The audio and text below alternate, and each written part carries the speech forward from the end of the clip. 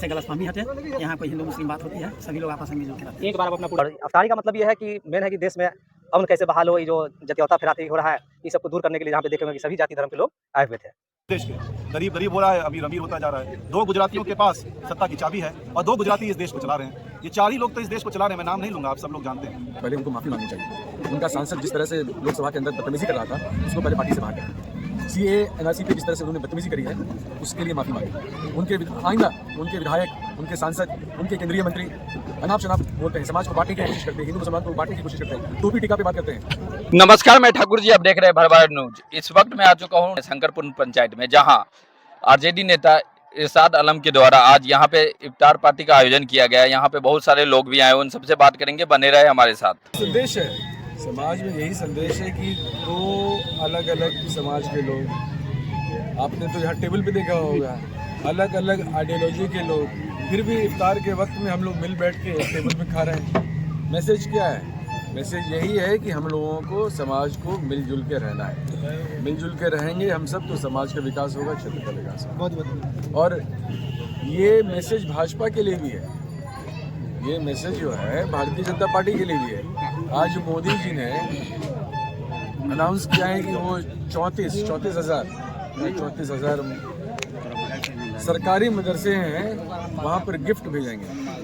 तो मेरा मोदी जी से और भारतीय जनता पार्टी के नेताओं से एक ही आग्रह है, समाज में गिफ्ट भेजने से पहले उनको माफ़ी मांगनी चाहिए। उनका सांसद जिस तरह से लोकसभा के अंदर बदतमीजी कर रहा था, उसको पहले पार्टी से बाहर करें। CAA NRC पे जिस तरह से उन्होंने बदतमीजी करी है, उसके लिए माफ़ी मांगे। उनके आइंदा उनके विधायक, उनके सांसद, उनके केंद्रीय मंत्री अनाप शनाप बोलते हैं, समाज को बांटने की कोशिश करते हैं, हिंदू मुसलमान को बांटने की कोशिश करते हैं, टोपी टीका पे बात करते हैं। पहले मोदी जी उनको ठीक करिए, उनको बोलिए माफ़ी मांगे।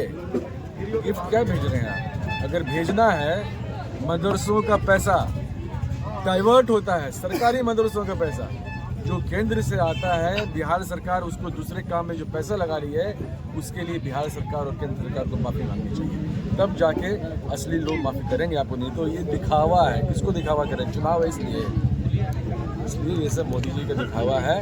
अगर यही बात है तो अमित शाह भी बोले, माफ़ी मांगे। क्या क्या बोलते रहते हैं अमित शाह? केंद्रीय मंत्री जो है लंबा वाला जो है, तुम गिरिराज सिंह क्या क्या बोलते रहते हैं? जाले के विधायक क्या क्या बोलते रहते हैं? बचौल क्या क्या बोलते रहते हैं? इन लोग पर माफ़ी मांगे समाज से। सर सब ये सबसे पहले तो मैं जो नौजवान इरशाद जो इस प्रोग्राम को ऑर्गेनाइज किया, मैं उसको मुबारकबाद देता हूँ। इस तरीके की महफिल को ऑर्गेनाइज किया। मैं अपने प्रखंड वासियों को बधाई देता हूँ इस रमज़ान के मुबारक महीने का और आने वाले ईद का। और ये जो महफिल अफ्तार की जो पार्टी होती है, ये सब लोग भली भांति देख रहे हैं कि इसमें मोहब्बत का पैगाम दिया जाता है। ये ऐसी महफिल है कि यहाँ टीका वाले भी और टोपी वाले भी एक साथ बैठ कर के अफ्तार करते हैं। यही हमारे देश की खूबसूरती है, यहीं से दर्शाया जाता है। और ऐसी महफिल है कि यहाँ दुश्मन भी एक जगह, एक टेबल, एक महफिल में बैठ जाते हैं और दुश्मनी को भूल जाते हैं। तो यही पैगाम हम लोगों का इस रमज़ान के मुबारक महीने में सारे मुसलमान और जो हमारे हिंदू भाई जो सेकुलर सोच के हैं, यही पैगाम पूरे देश को देने की कोशिश करते हैं। और मैं उम्मीद करता हूं कि देश के लोगों के जो कट्टरपंथी है, उनको भी इस तरीके की सोच में, इस धारा में आनी चाहिए कि भाई भाईचारा से और मोहब्बत से इस देश में जिए और जीने दें। जो हम लोग आपस में मिलजुल कर रहे हैं और इस माहौल में हमारे इरशाद जी घर पर जाके दावत दिए, तो हम सोचे जी जरूर जाना चाहिए। लोगों के दिल से गलतफहमी हटे। यहाँ कोई हिंदू मुस्लिम बात होती है, सभी लोग आपस में मिलजुल के रहते हैं। एक बार आप अपना पूरा परिचय दे देंगे। अवधेश कुमार शाह, प्रदेश JP सेनानी, कोषाध्यक्ष, बिहार। रमज़ान को जो है पाक साफ महीना है रमज़ान का, लोग उपवास रखते हैं। उसके बाद शाम में जो है इफ्तार का जो है सो व्यवस्था किया जाता है। और जो व्यवस्थापक है भाई इरशाद जी, उनको बहुत बहुत धन्यवाद, जो सभी आदमी को एक प्लेटफॉर्म पर ला करके, एक जगह ला करके जो सो इफ्तार करवाएं। उसमें हिंदू, मुस्लिम, हर एक तबके के लोग यहाँ आए हैं। इससे एक समाज में मैसेज आता है कि हम लोग सब आदमी भाईचारे से अगर कुछ भी करते हैं, कोई भी काम करते हैं, तो असंभव का संभव होता है। और इस पर हम ज़्यादा टीका टिप्पणी नहीं करेंगे, क्या कि धर्म सर्वोपरि, सब धर्म सम्मान। एक बार अपना पूरा परिचय बता देंगे। मेरा अमोल कुमार यादव, पूर्व मुखिया प्रत्याशी शंकरपुर।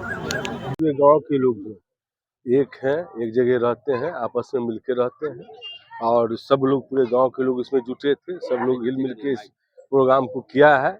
इसमें जिनको जहां जरूरत पड़ा उनको भी दावत लोग देने का काम किया है।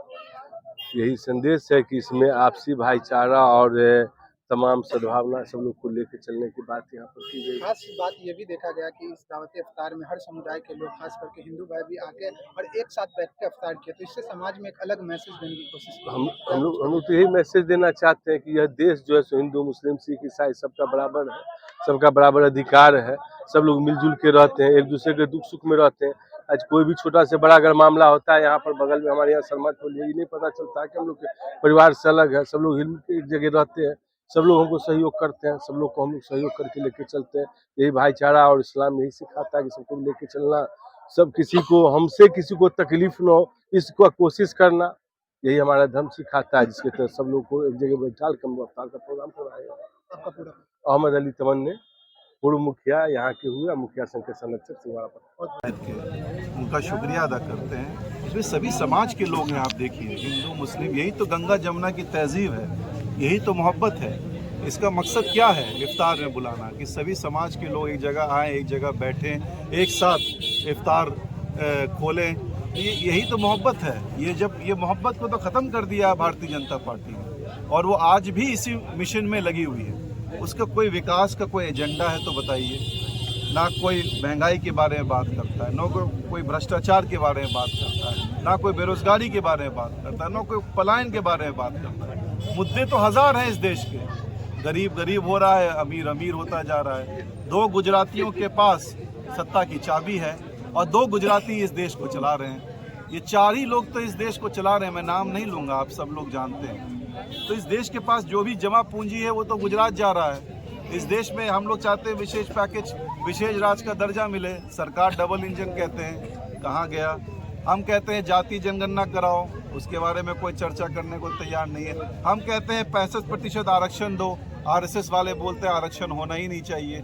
अब आप समझिए, ये है इस देश की पार्टी जो सबसे बड़ी पार्टी अपने आप को कहती है। कभी पैसे के दम पे, कभी ईडी सीबीआई इनकम टैक्स के दम पे सरकार को बदलना पलटना इनको आता है। तो अब देश की जनता भी धीरे धीरे समझ रही है, ये जो एक समझिए पर्दा लगा रखा है आंखों के ऊपर, ये धीरे धीरे छट रहा है। आज करोड़ों लोग बेरोजगार हैं। इसके बाद पैसे के बारे में बात करते हो, अगर इंडस्ट्री के बारे में बात करते हो, फैक्ट्री के बारे में बात करते हो, तो सरकार चुपचाप सोती रहती, जवाब देने को तैयार नहीं है।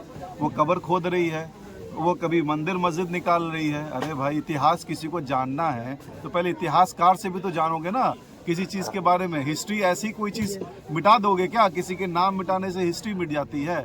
किसी के किसी करने से तुम्हारी आज़ादी में क्या कंट्रीब्यूशन है बताओ? मैं तो पूछना चाहता हूँ आरएसएस के वालों से, आरएसएस के लोगों में कितना उनका खून बहा है इस मुल्क की आज़ादी में। यहाँ हिंदू और जितना हिंदुओं का खून बहा है उतना मुसलमानों का खून बहा है इस हिंदुस्तान की आज़ादी में। तुम्हारा कितना खून बहा है भाई? तुम तो जेल में बंद रह करके गुलामी करते थे अंग्रेज़ों की, और लिखते थे कि नहीं हम आप ही के हुकूमत में रहना पसंद करेंगे। तो जब आप ये डबल स्टैंडर्ड करते हो, आज मुल्क को चाहिए अच्छी शिक्षा, हमारे युवाओं को चाहिए अच्छा स्वास्थ्य, अच्छी नौकरी, वो उसके बारे में चर्चा करो ना। उसके बारे में कोई चर्चा नहीं। चीन आपसे आगे निकलता जा रहा है। चीन आपके अंदर, आपके देश के अंदर घुस गया, हज़ारों किलोमीटर ऑक्यूपाई कर लिया। अगर सदन में कोई सवाल करता है तो उसके बारे में जवाब सरकार के पास नहीं देने के लिए।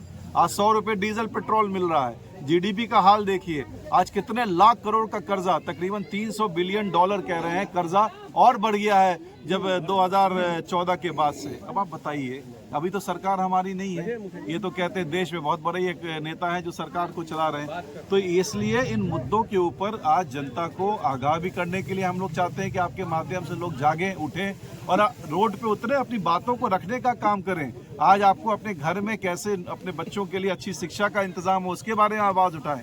अच्छी नौकरी का, अच्छे काम के लिए आपको आवाज़ उठाना चाहिए। अच्छे स्वास्थ्य के लिए अच्छा अस्पताल हो, अच्छा कॉलेज हो, इनके बारे में चर्चा कीजिए। इन चीज़ों के बारे में चर्चा करके और मीडिया के सोशल मीडिया के माध्यम से उठा करके व्हाट्सएप यूनिवर्सिटी का इस्तेमाल करके वायरल करके आप क्या चाहते हो, जहर फैला करके इस मुल्क को और तोड़ना चाहते हो?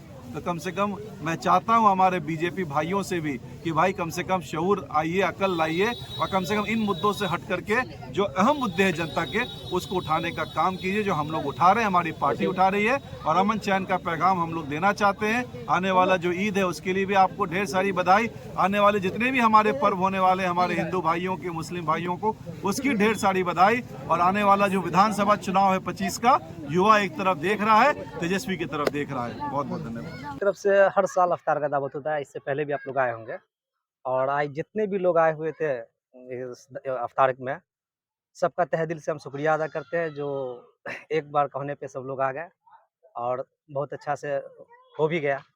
और अफ्तारी का मतलब ये है कि मेन है कि देश में अमन कैसे बहाल हो, ये जो जातीयता फिराती हो रहा है, इस सबको दूर करने के लिए यहाँ पे देखेंगे कि सभी जाति धर्म के लोग आए हुए थे। यही तो खास बात थी इस अफ्तार पर। जी जी। और फिर से आपके चैनल से कह रहे हैं कि जो भी लोग आए हुए थे उनका तहे दिल से हम शुक्रिया अदा करते हैं। आपका पूरा परिचय? मेरा नाम मोहम्मद इरशाद आलम हुआ।